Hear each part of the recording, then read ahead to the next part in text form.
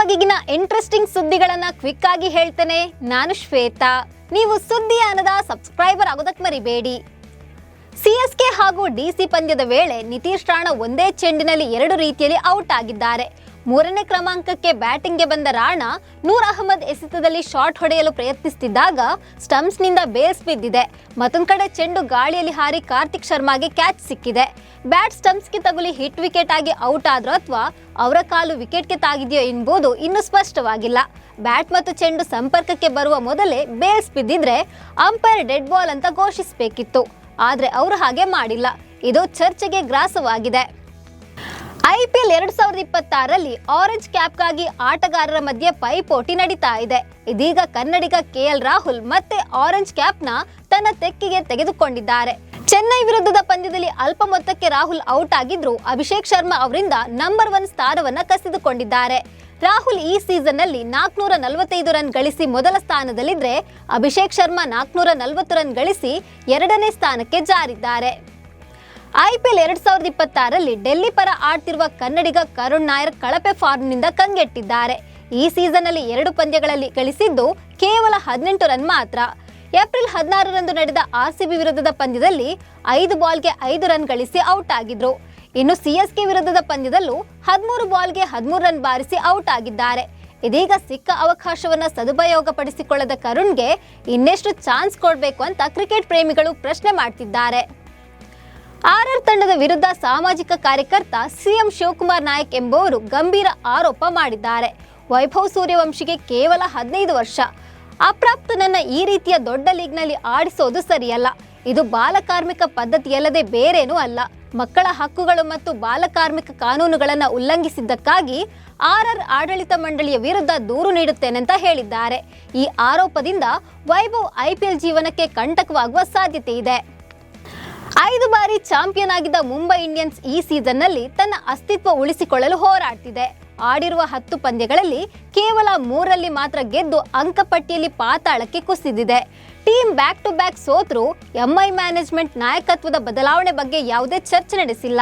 ಹಾರ್ದಿಕ್ ವೈಯಕ್ತಿಕ ಪ್ರದರ್ಶನ, ನಾಯಕತ್ವದ ನಿರ್ಧಾರಗಳು ಟೀಕೆಗೆ ಗುರಿಯಾಗಿದ್ರು MI ಅವರ ಮೇಲೆ ಅಚಲವಾದ ವಿಶ್ವಾಸ ವ್ಯಕ್ತಪಡಿಸಿದೆ.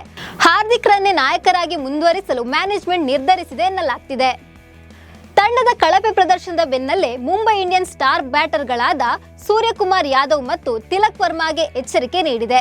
ಸೂರ್ಯಕುಮಾರ್ ಪ್ರತಿ ಪಂದ್ಯದಲ್ಲೂ ಕಣಕ್ಕಿಳಿದಿದ್ದು ಕೇವಲ 19.50 ಸರಾಸರಿಯಲ್ಲಿ ರನ್ ಗಳಿಸಿದ್ದಾರೆ. ಪಾಂಡ್ಯ ಅನುಪಸ್ಥಿತಿಯಲ್ಲಿ ಸೂರ್ಯ ಟೀಮ್ನ ಮುನ್ನಡೆಸಿದ್ರು ಬ್ಯಾಟಿಂಗ್ನಲ್ಲಿ ಫೇಲ್ ಆಗಿದ್ದಾರೆ. ಏನೋ ತಿಲಕ್ ಈ ಬಾರಿ MI ಪರ ಶತಕ ಸಿಡಿಸಿದ್ರು. ಈ ಶತಕದ ಹೊರತಾಗಿಯೂ ತಿಲಕ್ 10 ಪಂದ್ಯಗಳಿಂದ ಕಲೆ ಹಾಕಿದ್ದು 204 ರನ್ಗಳು ಮಾತ್ರ. ಹೀಗಾಗಿ ತಿಲಕ್ ಕೂಡ ಮ್ಯಾನೇಜ್ಮೆಂಟ್ ಕೆಂಗಣ್ಣಿಗೆ ಗುರಿಯಾಗಿದ್ದಾರೆ. ಇಂದು ಪಂಜಾಬ್ ಕಿಂಗ್ಸ್ ಹಾಗೂ ಸನ್ರೈಸರ್ಸ್ ಹೈದರಾಬಾದ್ ನಡುವೆ ಹೈ ವೋಲ್ಟೇಜ್ ಪಂದ್ಯ ನಡೆಯಲಿದೆ. ಭರ್ಜರಿ ಲಯದಲ್ಲಿದ್ದ ಪಂಜಾಬ್ ಸತತ 2 ಸೋಲುಗಳನ್ನು ಕಂಡಿದ್ದು ಇಂದಿನ ಪಂದ್ಯದಲ್ಲಿ ಗೆಲ್ಲುವ ಕನಸು ಕಾಣ್ತಿದೆ. ಇನ್ನು SRH ಸಹ ಕಳೆದ ಪಂದ್ಯದಲ್ಲಿ KKR ವಿರುದ್ಧ ಸೋಲು ಕಂಡಿದೆ. ಹೀಗಾಗಿ ಉಭಯ ತಂಡಗಳು ಗೆಲುವಿನ ಟ್ರ್ಯಾಕ್ಗೆ ಮರಳಲು ಪ್ಲಾನ್ ಮಾಡಿಕೊಂಡಿವೆ. ಪಂಜಾಬ್ 13 ಅಂಕಗಳೊಂದಿಗೆ ಅಗ್ರಸ್ಥಾನದಲ್ಲಿದ್ದರೆ ಸನ್ರೈಸರ್ಸ್ ತಂಡ 12 ಅಂಕಗಳೊಂದಿಗೆ 3ನೇ ಸ್ಥಾನದಲ್ಲಿದೆ. IPL ಅಂಗಳದಲ್ಲಿ ಅಬ್ಬರಿಸಿದ್ದ ದಿನೇಶ್ ಕಾರ್ತಿಕ್ ಆಟಗಾರನಾಗಿ ನಿವೃತ್ತಿ ಹೊಂದಿದ ಬೆನ್ನಲ್ಲೇ RCBಯ ಬ್ಯಾಟಿಂಗ್ ಕೋಚ್ ಮತ್ತು ಮೆಂಟರ್ ಆಗಿ 2ನೇ ಇನ್ನಿಂಗ್ಸ್ ಆರಂಭಿಸಿದ್ರು. ಇದಕ್ಕೆ ಕಾರಣ ವಿರಾಟ್ ಕೊಹ್ಲಿ ಎಂಬ ಕುತೂಹಲಕಾರಿ ವಿಷಯವನ್ನ DK ಬಹಿರಂಗಪಡಿಸಿದ್ದಾರೆ.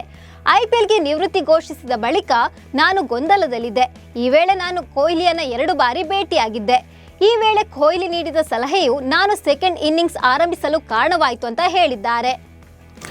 IPL ಸೀಸನ್ 19ರ ಪ್ಲೇ ಆಫ್ ಹಂತದ ಪಂದ್ಯಗಳ ವೇಳಾಪಟ್ಟಿ ಪ್ರಕಟವಾಗಿದೆ.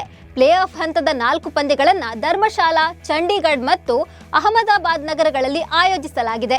ಮೊದಲ ಕ್ವಾಲಿಫೈಯರ್ ಪಂದ್ಯವು ಧರ್ಮಶಾಲಾದಲ್ಲಿ ನಡೆದರೆ ಎಲಿಮಿನೇಟರ್ ಹಾಗೂ 3ನೇ ಕ್ವಾಲಿಫೈಯರ್ ಪಂದ್ಯಗಳು ಚಂಡೀಗಢನಲ್ಲಿ ನಡೆಯಲಿದೆ.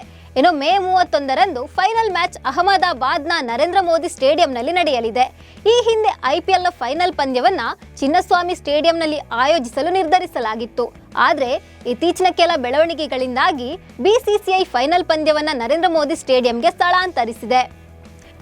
T20 ವಿಶ್ವಕಪ್ನಲ್ಲಿ ಸತತ 2ನೇ ಬಾರಿಗೆ ಚಾಂಪಿಯನ್ ಆಗಿರುವ ಭಾರತ ತಂಡ ಐಸಿಸಿ ಬಿಡುಗಡೆ ಮಾಡಿದ ವಾರ್ಷಿಕ ಟಿ20 ಶ್ರೇಯಾಂಕದಲ್ಲಿ 275 ರೇಟಿಂಗ್ಸ್ ಅಂಕಗಳೊಂದಿಗೆ ಅಗ್ರಸ್ಥಾನವನ್ನು ಭದ್ರಪಡಿಸಿಕೊಂಡಿದೆ. ಇಂಗ್ಲೆಂಡ್ ಮತ್ತು ಆಸ್ಟ್ರೇಲಿಯಾ ಕ್ರಮವಾಗಿ 2 ಮತ್ತು 3ನೇ ಸ್ಥಾನದಲ್ಲಿದೆ. ಏಷ್ಯಾದ ನೆರೆ ರಾಷ್ಟ್ರಗಳ ಪೈಕಿ ಪಾಕಿಸ್ತಾನ 6ನೇ ಹಾಗೂ ಶ್ರೀಲಂಕಾ 9ನೇ ಸ್ಥಾನಕ್ಕೆ ಕುಸಿದಿದೆ. ಕನಿಷ್ಠ ಪಂದ್ಯಗಳನ್ನಾಡದ ಕಾರಣ ಒಟ್ಟು ತಂಡಗಳ ಸಂಖ್ಯೆ 102ರಿಂದ 98ಕ್ಕೆ ಇಳಿಕೆಯಾಗಿದೆ. ಇವಿಷ್ಟು ಕ್ರಿಕೆಟ್ನ ಪ್ರಮುಖ ಸುದ್ದಿಗಳು. ನಮಸ್ಕಾರ.